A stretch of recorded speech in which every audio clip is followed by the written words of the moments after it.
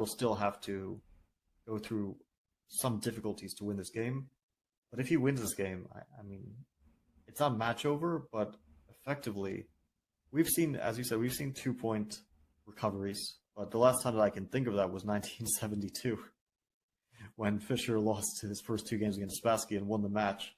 But that was the first 2 games. That wasn't the last 2 games. I mean, having to win 2 games on demand against anyone is difficult. Against Jan, who was looking extremely stable the last few days, yeah, pretty much an impossibility. So Ding really needs to hold this, and then at least it's still a bad match situation, but at least A4 okay, A6 now we expect to be played.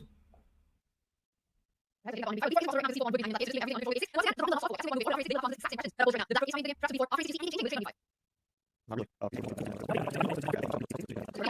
the outcome of the current game, with a win, a 98% to win, a favorite to win the World Championship. With a draw, also a very high percentage at 85%. But right now, it is clear that Jan Nepomniachtchi can smell blood in this position. It is everything that he could have dreamt of with the black pieces, and Ding Liren needed to make a comeback in this game, or at least keep it solid. But it looks like that's going to be a tough task for him, and this is not going to go easy. A4 played on the board. Ding Liren is not moving away. Jan Nepomniachtchi has a shot thing and replies with B4. Is this the chance that Ding has been hoping for? We see a slight dance by the eval bar. Ding doesn't blink, picks up the C4 pawn. What's the idea of this pawn sacrifice? Well, I thought like this would naturally be followed by knight f3, but then I thought knight f3, queen c6 should be strong, but perhaps there is some tactic for black here. What does Jan have in mind? Knight f3 feels like a different plan, Fabi. He just goes for rook to g8 instead. It just feels like he gave up that c4 pawn for not much. Continues the pressure. Now knight f3 is a big threat. You don't have queen c6 anymore. Robert, with this decision by Jan? Extremely surprised. I just don't know why he did this so quickly. And you see the X. Usually it marks the spot, but here it marks the big mistake here. I mean, this was just a rushed decision. And Fabi was talking about the old Jan, the Jan that we know. I mean, this was a missed. It's about. Oh, okay. I guess not. I thought it was as well. So it's maybe just queen h4. Queen d5 is not good. That's like absolutely shocking stuff. Queen d5, king h2. Is that the reason? Or? Oh, Fabi, what's also not good is Ding's decision that he's taken in the current live board. He went for the move queen to c6. The eval bar bounces straight back to Jan's favor. And what is the problem with this move? It does take care of the threat of knight f3, but what does it walk into? Oh my gosh, this is just too complicated of a position, so it's no surprise the players aren't making mistakes here. It's a really wild affair. And it changed. So the more depth it had, it went from a blunder to a mistake. So, and it's going back. So the engine is gaining in depth. It's trying to calculate what is happening here. It attacks the bishop. And my first instinct is just to move the bishop somewhere or to defend it. And Jan, I thought he was about to grab a piece. That would have been a little bit too hasty. But what is the reply here? I have to say, queen c6 is by far the most natural move. It's the first move which comes to mind. So, it's surprising that it's so bad. It really is surprising. Of course, it's such a complex position that. Maybe there was a bishop takes g6 that should have been played first, but he plays bishop b8, does Jan Nepomniachtchi, and oh my goodness! Whoa! The evaluation bar went all the way up in Ding Liren's favor. Oh my goodness! What has happened? Bishop to b8, a natural defensive move, but now it is advantage Ding. What is going on here? You just pick up.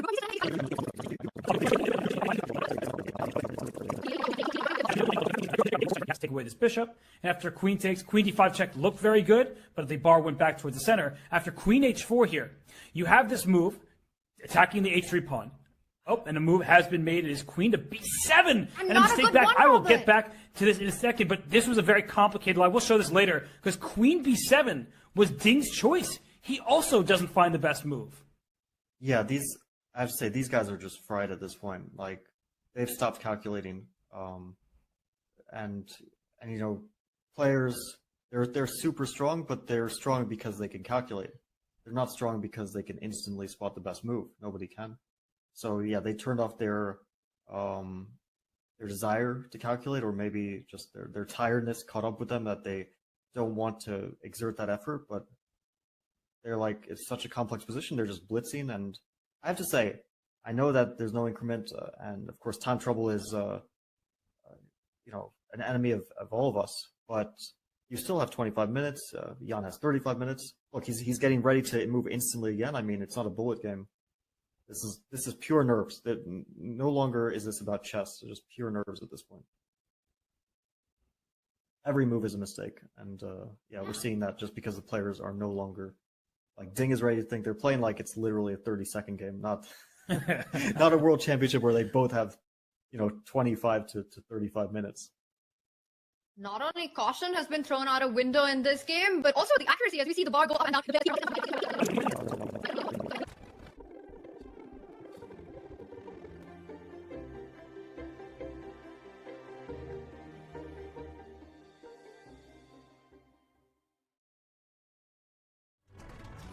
Obviously has not really gone to but also the on the board was the big one. We see that has been on the board. He's made destroyed. Now you were discussing fascinating results of that position. It wasn't the choice that Jan has gone for, and we see that his move has been awarded by a question mark. That's not the kind of award you want in this position.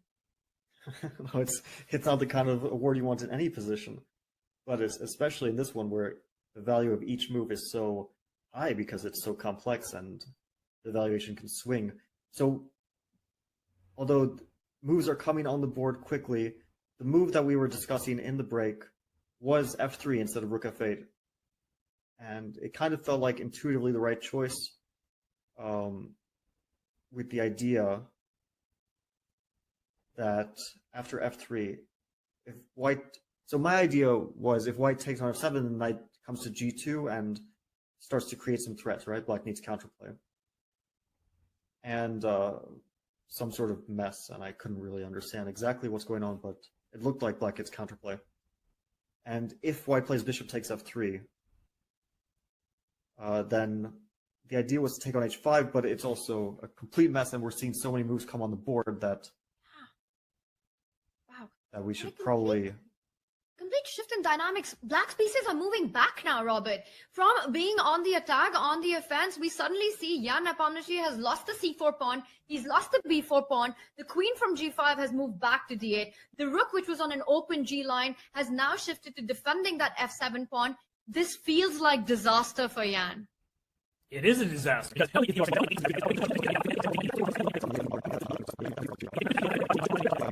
The bishop can go on diagonal somewhere, and d5 cuts off a lot of those squares. For example, the c6 square is an option. And he plays queen c3, which is more logical without playing d5, indeed, because now after f5, white can play bishop to c6, for example, with the idea of d5 at a more opportune moment, and potential exchange sacrifices in the air. For example, if f5, bishop c6, and if black makes a waiting move just to illustrate what white might do next. Oops, sorry, as a mouse slip. I mean, these guys are just playing instantly every move. It's amazing. What's going on here? I mean, they've got more than 20 minutes on the clock. This is a world championship match. The title is... So, if you mention the future, how can you right? These guys are taking time, especially if you understand, as you want to without center, sort of defense to try to put your opponent, but you're not really, you drop all that time. To make a move. He looks so uneasy right now. He looks like he's so much under pressure, feeling the heat of the moment, and that's what he has to make sure doesn't happen. He still has some critical choices to make. He still has some big decisions to make. He reaches out and makes the move queen to bishop to g2, retreating with the bishop. That kind of fights against the ideas of f3, defends that h3 pawn. I see our eval bar still pretty much remains around the even point, but ding there, Robert. Definitely giving signs that he's not feeling confident currently in this position.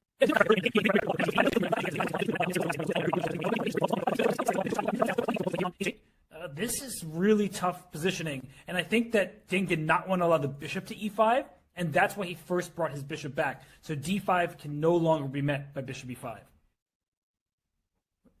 And Jan answers your question. What does black want to do? He brings the queen back into the attack. He was on the offense, went back to defend the rook on the defense, and now back to the offensive place.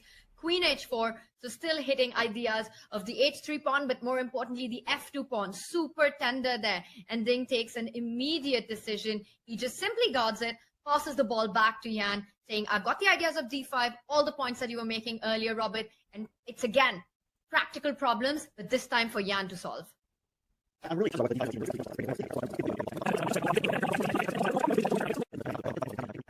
about some kind of crazy a5 here, just because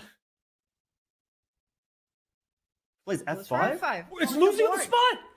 And oh my gosh, Rook takes e6. drops another pawn. What does That's he the want? third pawn that Yan gives up. F takes g4. Let's d5, bishop e5, rook e5. I don't see the idea there for black. It's just What are you checkmate. doing? I'm shocked. I'm Is confused. this Yan on tilt? Rook e6. I don't understand. F3 is his idea. So F3. So we need to analyze this. It Rook has to be, E6. otherwise you resign. No, F3 or Right. resign. D5 is devastating. So F3. So your point is to show that white could get checkmated if your bishop were to take. That would be silly because you get checkmated in one. Okay, so F3. If queen takes F3, you're trying to take on G4 and expose an attack against this queen. It has an easy reputation. D5, bishop to e5, rook takes e5, f takes g2, and I think just maybe king g2 also. King h2 is a very simple solution, I think. And yeah, king is safe. F takes g4 leads to mate after rook to f5, among probably other moves as well, or rook g5, whatever you want. Knight takes e5, queen e5 will white is. And he played it. He played rook E6. Support. This is complete craziness. I This is can't bizarre. imagine this. This is bizarre. I don't know what Yan has been doing for the last 5 moves, but it's been an absolute disaster. Every single move he's lost out on an advantage, given the chance to Ding to strike back. And did you see that? Ding actually looked at Yan. He looked at Yan there with this puzzled expression. Yan has blown this away. Rook e6 on the board. No way for Yan to come back. If f3 doesn't work, that is the third pawn that Yan has just given to Ding for free. What is it? This is supposed to be a world championship match. And this is why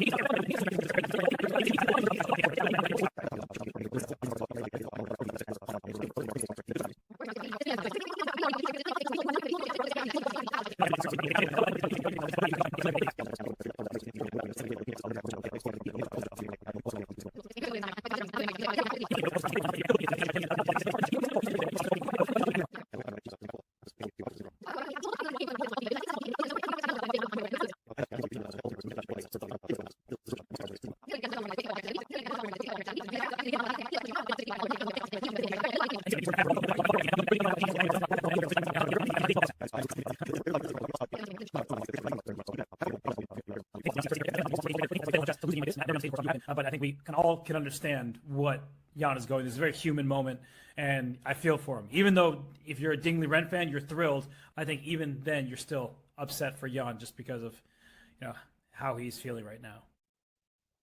Yeah, absolutely. It's obviously very, very painful to lose in general, and especially on the biggest stage.